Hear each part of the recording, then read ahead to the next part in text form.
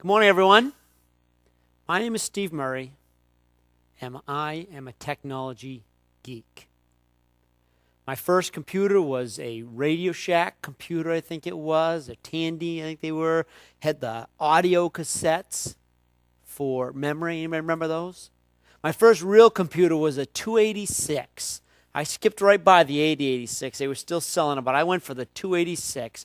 Best they made at the time, 40 meg hard drive. I started my first computer program, started writing computer programs in 1981. We were the first church to have a website in New Hampshire, to the best of my knowledge, certainly the first Methodist church. And I wrote that myself using HTML, using Notepad. No software, no program, just raw HTML in Notepad. I have a smartphone, a tablet, a laptop, and a desktop. And I can email you, text you, call you, voicemail you, Facebook you, or tweet you from any one of those devices. I confess, I am a technology geek. I love this stuff, and I always have.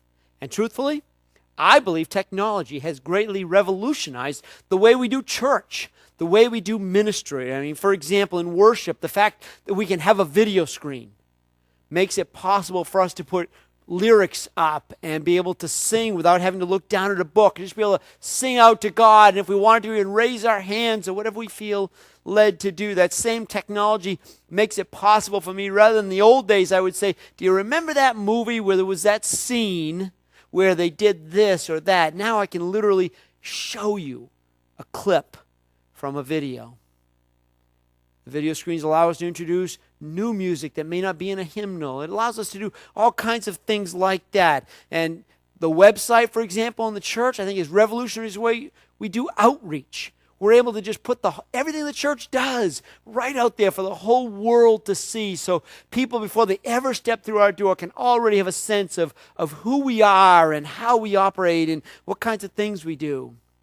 Email has saved the church over the years thousands of dollars and countless hours by not having to print out things that we could just as easily email, by not having to spend postage and mailing things. I remember the day when, if we wanted to communicate with the whole church, we literally had to stuff envelopes with a letter and mail them to every person in the congregation. Thousands of trees and thousands of dollars have been saved over those years. The internet and technology in general allows the church to share resources. I learn things from other churches all around the country, and hopefully some of what we do might be able to be a blessing to someone else, and they have access to those resources at any moment because of technology. Even our mission trip. We're going to be going on this mission trip to Texas in a few weeks, and some of you know that you have folks from Amesbury. They're going to be going on that. I'm very excited about that. It's going to be awesome. You know how that mission trip started? We started doing this association we have with this church in Texas, Bryant, Texas. We got connected to them because after Hurricanes Rita and Katrina, we were looking for an opportunity to go down and help. And one day, late at night, I was sitting at my computer and an email came across. Literally a random generated email from a person in Texas saying that their church was looking for partners to work with them in Hackberry, Louisiana. And I emailed them back, and we ended up starting this relationship. And from that point on, we've now done, this will be our 5th, 6th mission trip working with these folks in Texas. So I believe that technology has been a great resource. But I do want to say to you today, as much as I love technology and as much as I think we've been able to use it in wonderful ways in ministry, I believe that there is an aspect of technology that, if not used well, has the potential to be harmful.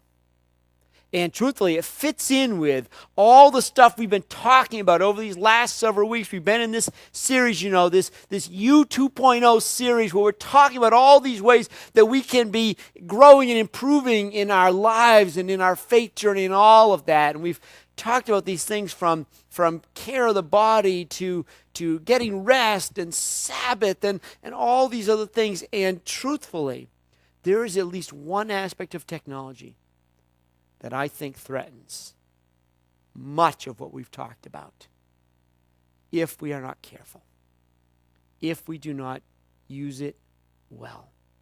And that aspect of technology I'm talking about is electronic communication. As I mentioned, I got a smartphone that's always on my hip, and I've got a tablet that I can take anywhere with me, and I've got a laptop. We are hooked up and wired to the nth degree in terms of digital communication. So this stuff can be for us a blessing, but the very same thing that blesses us, if not managed well, if not used appropriately, if not applied in a godly way, I believe has the potential to be a curse in our lives. I mean, if you know me, you know I am not a doomsdayer, and I'm not a technophobe by any means. I embrace technology. And I don't think, to the best of my knowledge, that I'm a prophet. But I don't think you even have to be a prophet to see that some of what is now possible in terms of communication, if not handled well, has the potential to be detrimental, has the potential to be even harmful in our lives. Let me give you a few examples, and these relate very much to the areas we've been talking about recently. Last week, we talked about relationships. Have you ever thought about how technology has the potential to impact our relationships? I mean, on the one hand, people say, well, I'm more connected than ever because I'm always texting this person or connecting them or whatever. But one of the things that I have noticed, and this maybe goes back to that issue of anonymity. Yes, technology allows us anonymity, but what it also does is it often distances us physically. We're more connected digitally to people than we've ever been, but it seems like often we are less connected physically in terms of ever having face-to-face conversation, in terms of seeing it. Now, like I said, it's a question of whether it's used well. When it's used well, you can use digital technology in order to connect physically. You text a bunch of your friends, say, hey, let's go out, grab some lunch. Awesome. Excellent. But some people are using technology in order to make connections without ever having to be vulnerable. Being able to control every aspect, keep the walls up around us. And so in that way, I think it actually could hinder our ability to grow good, healthy relationships like we talked about last week. And regarding that relationship, the other thing I see ever increasingly is that sometimes even when people are together, because of our technology, we're not really there.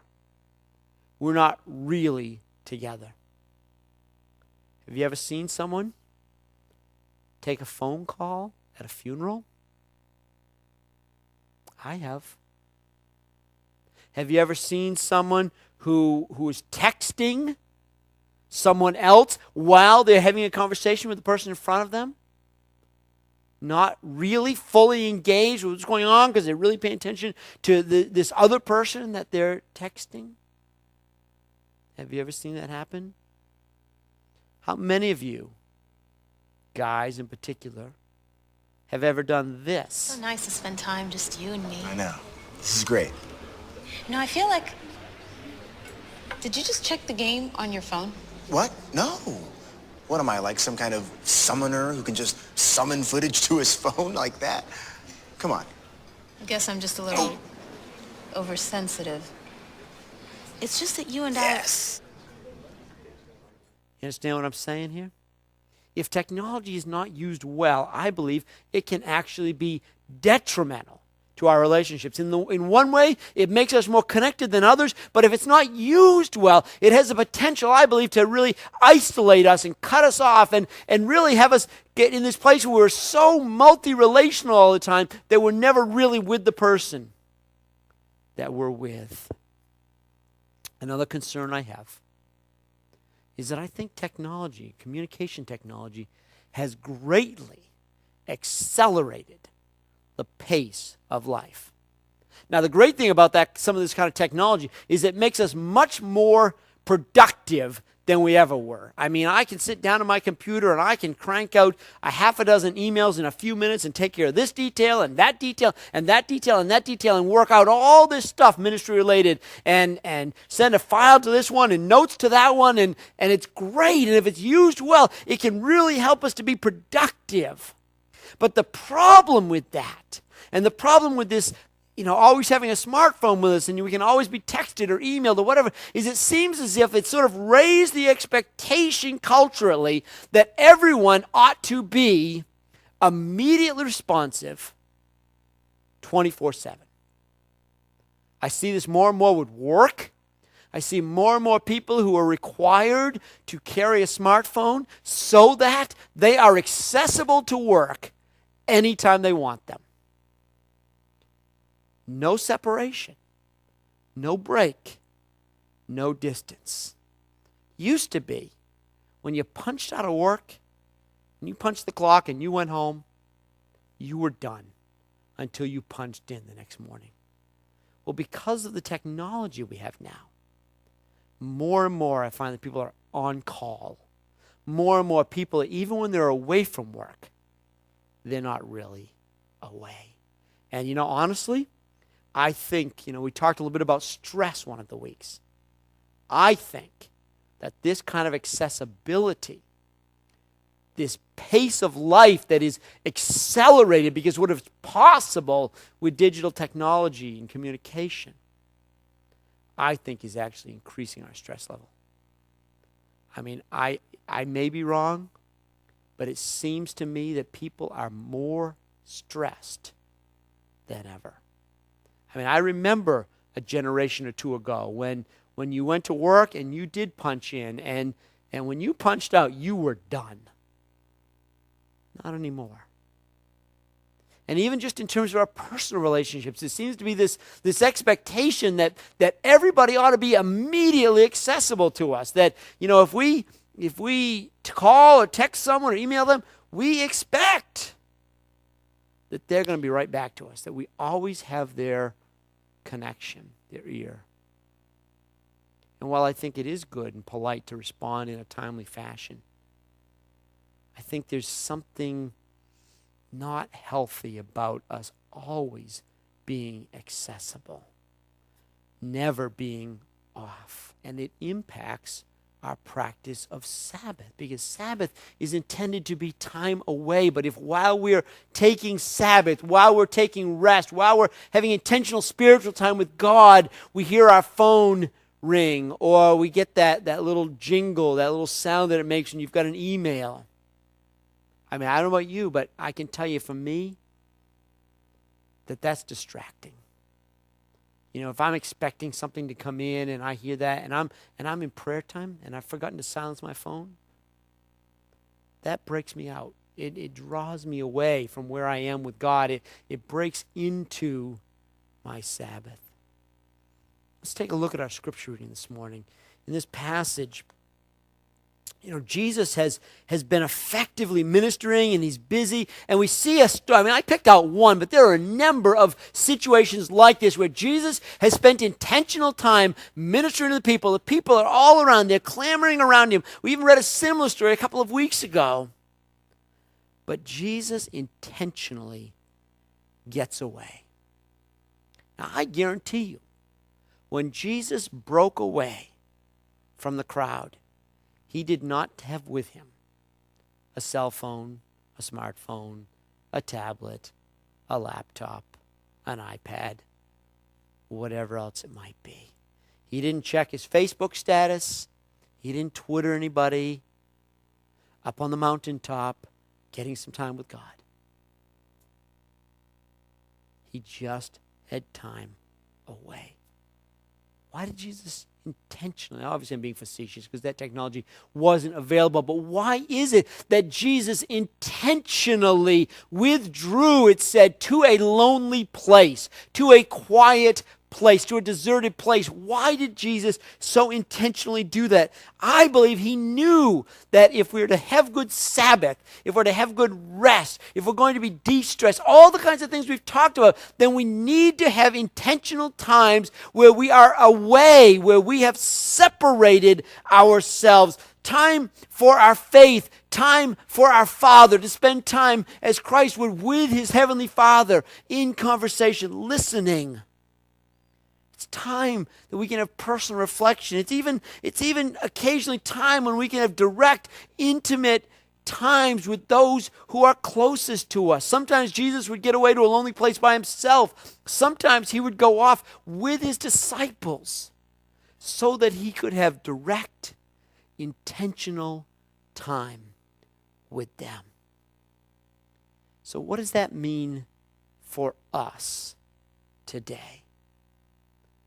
I believe that for us in this day and age, the modern equivalent of getting away to a quiet place is to unplug. It is to turn off, disconnect, power down our technology so that people can't call us, so that people can't text us, so that we can't check our email or our Facebook status or our Twitter, so that we can have intentional time.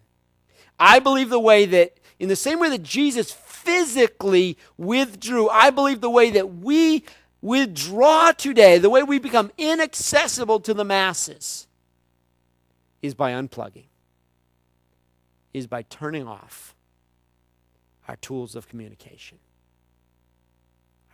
all those things that we use. Now, don't misunderstand me, don't misquote me. I'm not suggesting that these things are evil. I'm not suggesting that we ought to stop using them or throw them away or crush them under our heel. I'm simply saying that we ought to use them properly. And in the same way, when we talked about Sabbath, I said that in life there ought to be a rhythm of work and rest.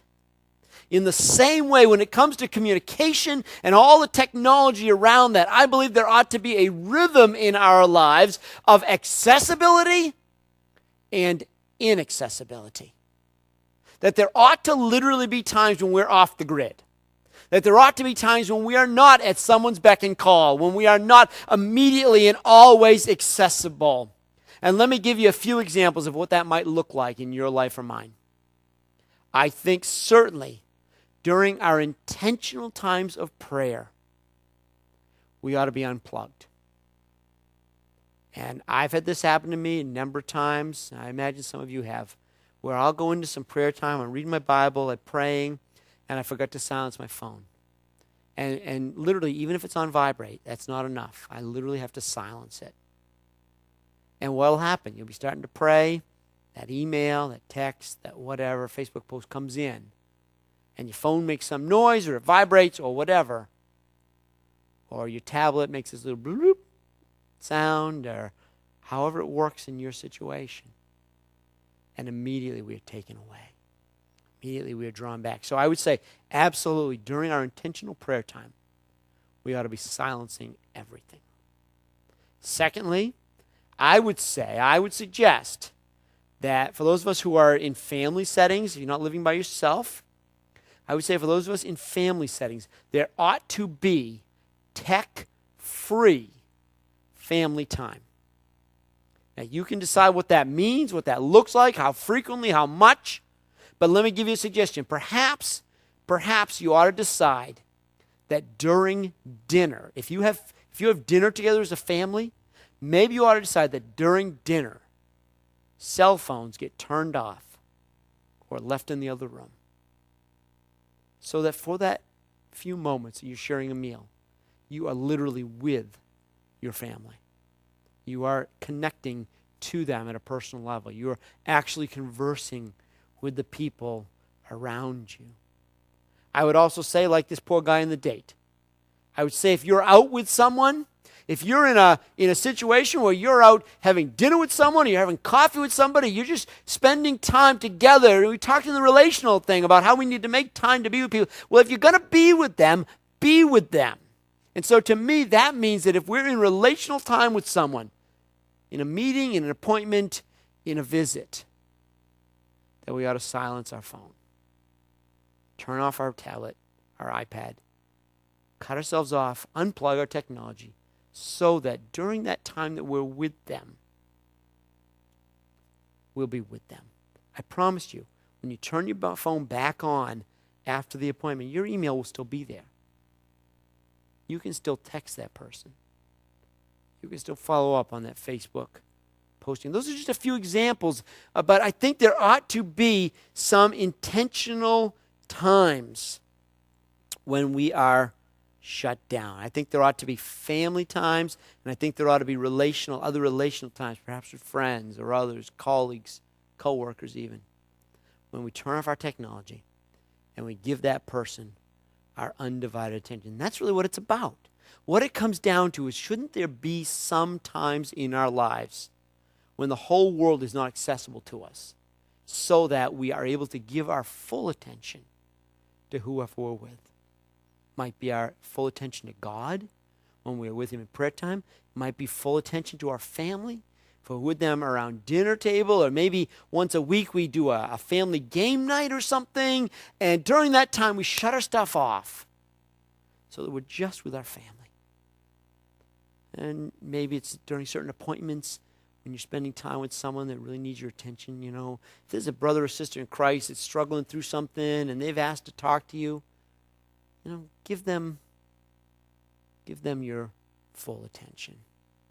Now, while we're on this whole subject of appropriate use of technology and using it in a godly way and all that, I think there are a couple of other things I want to say, just because we're sort of on this topic. I do think it's important for us as Christians to use this technology right, to use it in a way that is appropriate and godly. And let me give you a few other examples. Just quick little bullet points. Facebook should not be a place for gossip. It should not be a place to diss other people. It shouldn't be a place to tear down others. So if you have a Facebook, that's fine, but don't use it in ways that are unchristian, ungodly, that are going to hurt other people. If you have a conflict with someone, you remember we talked about, if you were with us last week, we talked about, or 2 weeks ago now, I guess, relational things, and how if there's a struggle or a conflict, the biblical model is to go and talk to them face to face. I want to say as clearly as I can today, email is not a medium for conflict resolution. It does not work. In fact, if anything, it often makes things worse. I'm amazed sometimes what people will say to someone in an email. Things they would never have said to them if they were standing face to face. And so, let's use email in a way that's appropriate. In fact, all of this stuff, my goal would be that rather than use it in a way that is potentially harmful, that we literally use it in a way to bless others. You want to post something on your Facebook?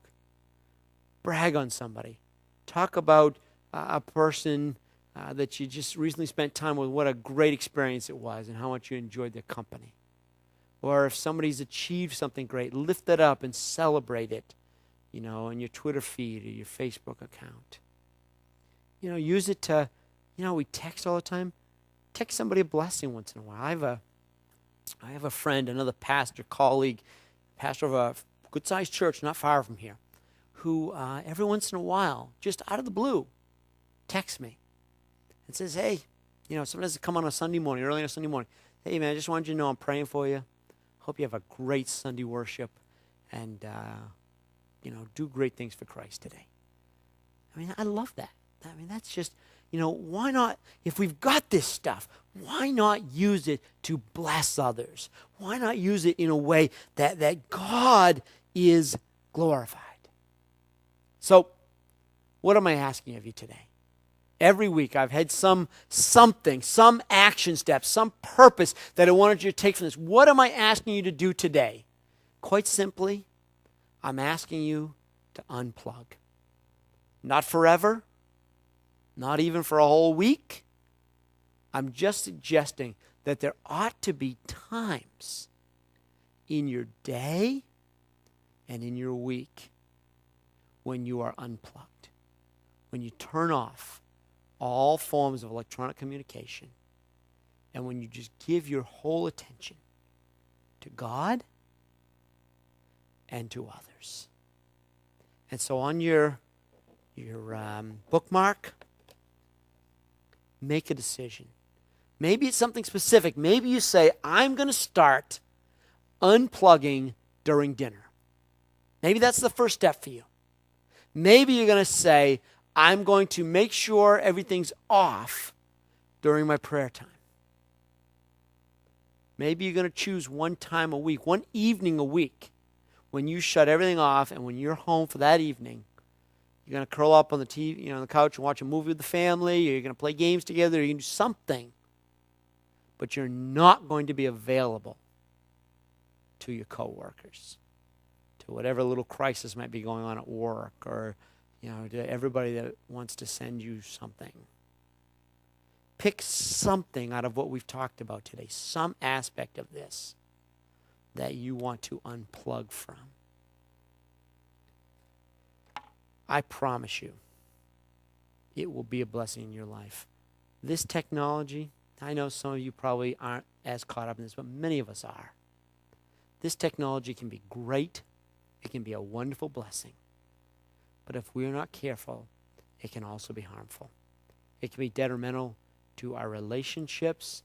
It can amp up our stress. It can rob us of our rest. And it can take away from our experience of Sabbath if we're not careful. And so I want to encourage us in this area of technology to be wise, to use it well, and from time to time, to unplug. Now I'm going to invite Jamie to come and lead us in prayer.